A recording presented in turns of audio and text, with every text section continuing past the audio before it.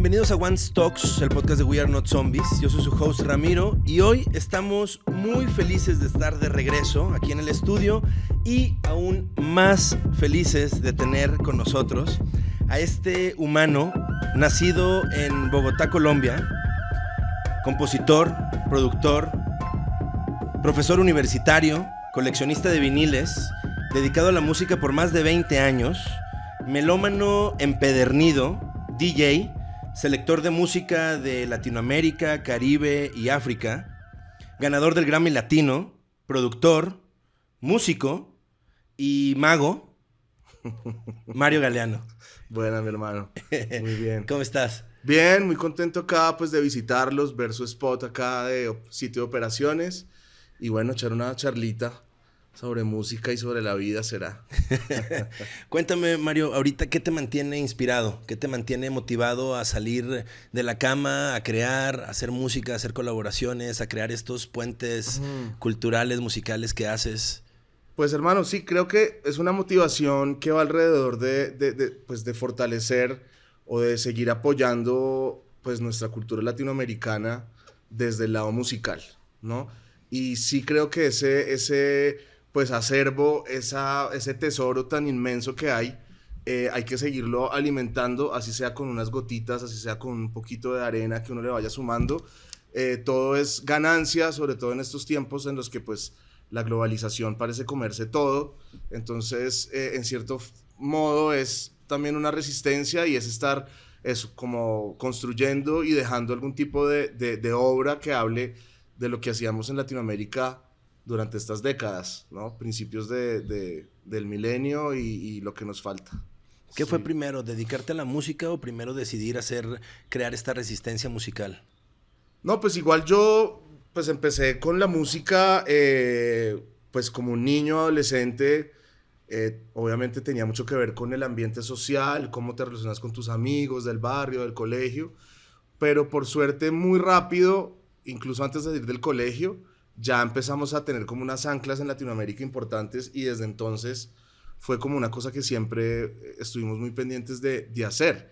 Y cuando hablo de pendientes, estoy hablando es más bien como de un grupo de amigos con los que estuvimos haciendo esto con los que seguimos haciéndolo. No sé si yo solito, como si hubiera sido una isla por ahí aparte, hubiera tenido esa misma vocación, pero sí creo que fue muy importante que encontramos un grupo de trabajo, digamos, o una visión desde chiquitos. ¿Qué detonó eso? Fue una cosa como de grupo de amigos, ¿cierto? Ponle cuando estábamos en séptimo, octavo grado de colegio, o sea, a los 13, 14 años. Un grupo de amigos con los que hasta el día de hoy seguimos tocando. También lo detonaba un poco como cierto humor, ¿no? Como cierta cosa que hoy en día podría uno considerar como algo kitsch alrededor de lo latinoamericano, de la cultura popular colombiana, de lo que pasaba en la televisión, de lo que pasaba en los buses urbanos, de lo que pasaba en la calle. Entonces un poco a través de esa cosa que al principio era muy irónica, ¿no? Creo yo que como tipo como de defensa, al tener todo este impulso y todo digamos, influencia tan grande que venía del norte y del rock y de lo anglo. Entonces al principio era como una cosa irónica, como de empezar a reconocer como dónde era que estábamos parados, qué pasaba en los buses, qué pasaba en la televisión, en la cultura popular en general, qué pasaba en nuestras casas, porque también obviamente uno de esos años uno está como queriéndose divorciar de lo que pasa en su casa y está como pues buscando otras vainas. Entonces ese lado como más irónico, de chiste, de vuelta, pues se tornó en algo pues con mucho contenido y que de ahí ya empezamos a seguirlo pues profundizando.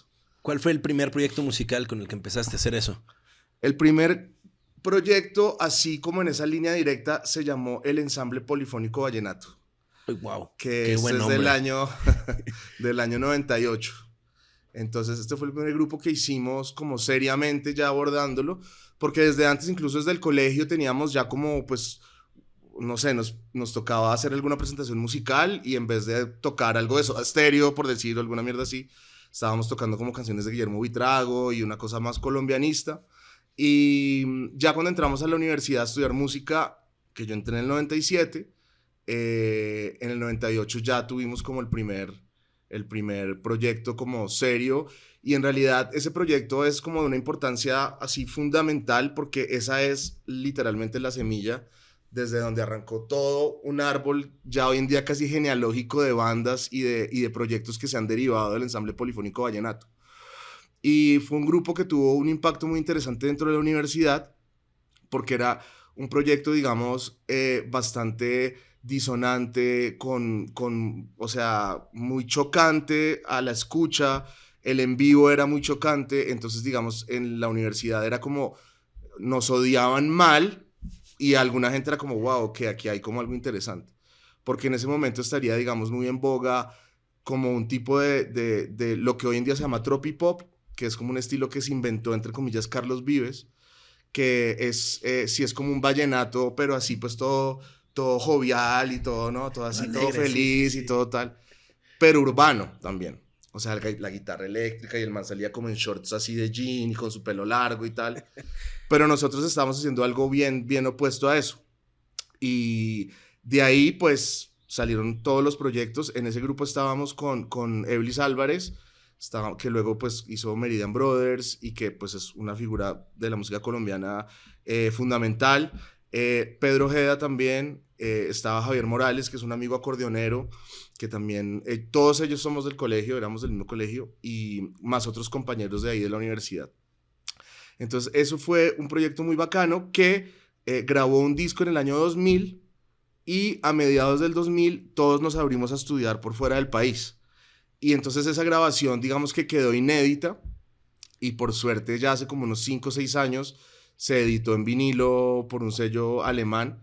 Entonces digamos que ya está esa como ese documento de los inicios también prensado en vinilo y como por suerte todo nuestro material posterior también lo fue. Sí. ¿Dónde surge esta conexión con el vinilo? Lo mencionaba ahorita, ¿no? Eres coleccionista y selector de música, Sí, sí, de sí. vinilos. Tú mismo eres DJ con vinilos, ¿no? Con Ujú. tu cajita esta que Sí, sí, sí. está mítica. ¿Dónde empezó esa conexión? Bueno, digamos que cuando yo estaba creciendo, el vinilo estaba totalmente perdido. Bueno, yo alcancé a comprar unos discos de niño, como en primeras comuniones que le daban a uno como un bono de regalo en una rifa o algo. Y alcancé a comprarme un par de discos a los 12 años, 11 años. Me compré el de Los Toreros Muertos y me compré un disco de merengues que todavía tengo los dos. Uno de Wilfrido Vargas y uno de Los Toreros Muertos. Pero luego, después de eso, ya como la etapa más adolescente, pues era el CD completamente el que estaba mandando. Y pues yo compré CDs toda la adolescencia. Pero luego, ya cuando estamos en la época del polifónico, por ahí, y buscando como información sobre músicas colombianas, pues empecé a ir mucho a los sitios de libros de segunda, ¿cierto? Entonces, unas bodegas muy grandes de libros, anticuarios, etcétera. Y yo estaba buscando libros de música colombiana y ahí en esos sitios empecé a ver los discos. Y entonces pues me llamó la atención, empecé a verlos, me llevé 3, 4 discos, pero por suerte, como desde esa primera vez, encontré unas mierdas que era como, ¿esto qué es, weona? Como algo que yo no sabía que existía, que no estaba en CD, que no se veía en presentaciones, en conciertos, en museos, nada. Entonces como que desde el principio tuve la suerte de encontrar unos discos muy bacanos y desde ahí empecé como a empezar a buscar. Entonces sí, mis primeros, digamos, discos ya como comprados en onda como de colección o de seguir profundizando en lo colombiano son eso, como del 2099 hasta ahorita. ¿Qué es lo que conecta esta colección o este puente de Latinoamérica, Caribe y África? No, pues no, y que va mucho más de eso porque obviamente digamos el rock and roll y el jazz y bueno, muchísimos otros estilos están todos conectados de la misma raíz y pues básicamente el tema tropicalista viene pues de esa perfecta como unión, mestizaje, encuentro que pues obviamente estuvo todo mediado por una cosa ultraviolenta, ¿cierto? Que fue pues la conquista y que fue la traída de los africanos, etcétera, pero que deja un resultado estético muy poderoso y que es para mí como la principal carta que tenemos en Latinoamérica, que es nuestro mestizaje, ¿no? Que es poder tener de verdad un ancla en 3 esquinas del mundo muy diferentes y muy distantes y que de alguna forma se encontraron acá. Entonces, no, pues la colección mía sí definitivamente se ha virado principalmente hacia Latinoamérica, África, Caribe, Colombia, Brasil, México, bueno, Puerto Rico, todo esto, pero pues también tengo mi parte de rock, mi parte de electrónica, pero la gran mayoría sí es de esto que dices. Sí. ¿Qué me podrías decir que tiene la música tropical o la cumbia que te conecta tanto o que te mueve tanto? Pues hermano, son muchas cosas. Digamos que también desde, por ejemplo, lo puramente social, por decirlo así, pues también hay todo un reflejo de lo que han sido las fiestas de nuestros padres, de nuestros abuelos, las fiestas en las que uno creció, ¿cierto? Porque si bien estábamos hablando de que uno ya para la adolescencia está buscando sus propios caminos, hay todo un camino previo a eso que te lo han dado en la casa. Y sobre todo hay un momento muy particular que es, pues, por ahí hasta los 7 años, que tú de verdad no tienes conciencia como de hoy en día decir, claro, es que yo esto lo escuché cuando tenía 2 años, cuando tenía 3 años. Todo es una información que se va metiendo en el subconsciente y que es precisamente la que nos han brindado nuestros padres a través de las fiestas que se hacían en las casas, los diciembres, los fiestas pues del país. Entonces ese lado, digamos, social me parece que es una cosa que le queda a uno ya ahí como metida. Pero por otro lado, digamos que hay toda una potencia y una fuerza y una mezcla, de nuevo hablando del mestizaje, que nos deja ver bien cuáles son esos aportes de cada uno de los grupos que se encontraron acá o los pueblos que se encontraron. Y en el caso particular de la cumbia, ya pues como puntualizándolo en algún tema en particular, pues esa triangulación entre lo europeo, lo africano y lo indígena es bastante como pues bien equilibrada, ¿no? Es una triangulación muy potente de tambor africano, flauta indígena y verso español, ¿verdad? Y eso creo que le da pues una potencia, extra potencia, si lo comparamos con otros estilos del continente, digamos, si pensamos por ejemplo en lo más del sur, Chile, Bolivia, es un encuentro más entre España e indígena. Si lo pensamos más hacia lo cubano o hacia lo norteamericano, es más negro y europeo, y el lado indígena está perdido, mientras que en esta ocasión de la cumbia sí está bien, como bien armada esa triangulación. Entonces por ahí hay muchas potencias escondidas. Ahorita que mencionas potencias y que justo conectas todos estos sonidos, platícame de Onda Trópica. Ajá. Porque Onda Trópica es justo, ¿no? Un experimento y una experimentación con más de 70 músicos que es pues ya considerada obra de culto, ¿no? Y que sí, no, Onda Trópica, por ejemplo, es uno de los proyectos que tiene mucho que ver con el ejercicio del coleccionismo y el ejercicio de la búsqueda de discos. Y es que a medida que nosotros fuimos buscando todos estos discos y fuimos encontrando estas obras, digamos, tan extensas de estos señores que estaban en los 50, 60, 70 y 80 haciendo, y uno encuentra a Aníbal Velázquez, puta, ese señor tiene como 300 discos, Michi Sarmiento, Ramayá, y era como tal, y todos estos discos llegábamos a la casa a escucharlos y era como, puta, esta mierda está increíble. Y un poco el ejercicio era, bueno, busquemos dónde está Ramayá, dónde está Michi Sarmiento, qué está haciendo Aníbal Velázquez, dónde está el señor pianista que se hizo el solo en este disco, cómo grababan estos discos, qué es Discos Fuentes, qué técnicas utilizaban. Entonces, en realidad, mucho de esa información vino a través del ejercicio del coleccionismo, porque, por ejemplo, es algo que nosotros, siendo músicos académicos, en nuestras escuelas nunca en la puta vida nos hablaron ni de Aníbal Velázquez, ni de Michi Sarmiento, ni de nada. Nos estaban hablando era de Europa, nos estaban hablando de Estados Unidos, nos estaban hablando del jazz, nos estaban hablando de otras mierdas, y esa información la recibimos exclusivamente a través de los discos. Entonces, Onda Trópica casi que fue un resultado de eso. Obviamente es un proyecto que se hizo en llave con Quantic, ¿sí? Eso es un proyecto que hicimos entre Quantic y yo, y con Quantic también encontramos ese punto en común que era pues a través de los discos hacer este discurso. Entonces ahí esa llavería fue genial y logramos tener el apoyo del British Council, precisamente el componente pues de Will ahí como británico, que nos pagaron el disco, marica, nos pagaron el disco. Entonces tuvimos la posibilidad de grabar con todos estos señores en Discos Fuentes, utilizando como todos los micrófonos de la época, utilizando el ingeniero de sonido de Fuentes, Mario Rincón, que ahora tiene 80 años, y fue una experiencia increíble. Wow. Sin duda uno de los picos de este camino. Sin duda uno de los picos porque fue ultra intenso, fueron 4 semanas de estar metidos en el estudio y estar recibiendo cada 4 días a otra camada de otros 10 músicos, todos mega maestros que estaban llegando a grabar con nosotros. Y era además, pues no hay escuela mejor que el estar compartiendo tú con el músico al lado. Sí, por ejemplo, hay muchos estilos en Colombia. Si pensamos, por ejemplo, en la música del Pacífico, ¿no? Por ejemplo, hay un estilo que se llama el currulao. Y bueno, yo obviamente había escuchado mucho currulao y yo llegué a la grabación como, bueno, vamos a tocar currulao, pan, yo tocando el bajo, esto es así. Y Marquitos Micolta, que es uno de los maestros de esa tradición, dice, oye, no, Galeano, pilas, el bajo es así. Yo lo estaba tocando de otra manera, o sea, lo estaba escuchando de otra forma en los discos.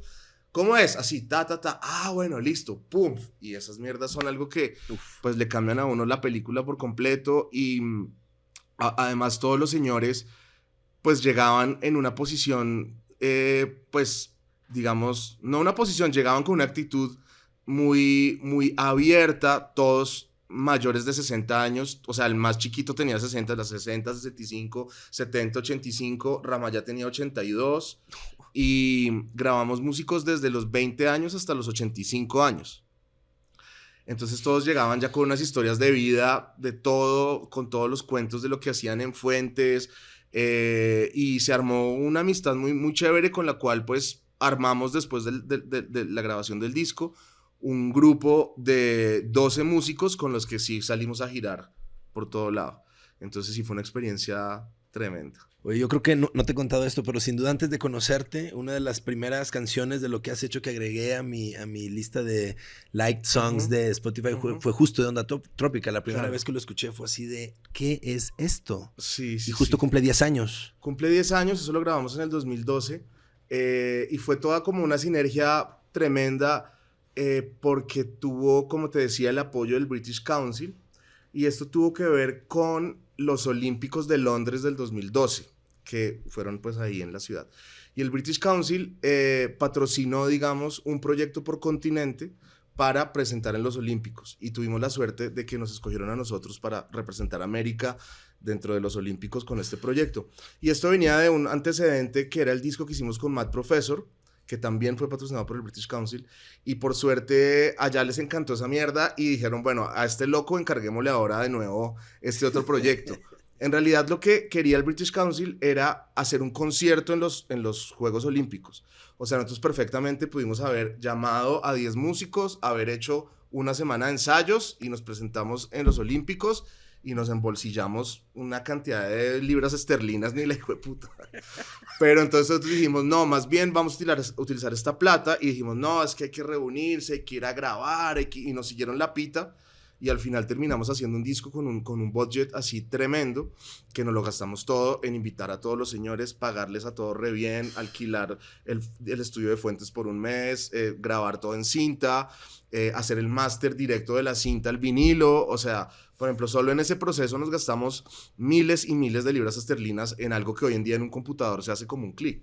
Pero ya que teníamos toda esa plata, dijimos, no, hermano, vamos a hacerlo como a la vieja escuela. Y si tú escuchas el vinilo de Onda Trópica, es literal 100% señal análoga, no hay ningún computador de por medio, ni uno solo, es como directo del micrófono al vinilo, no hay ni un computador.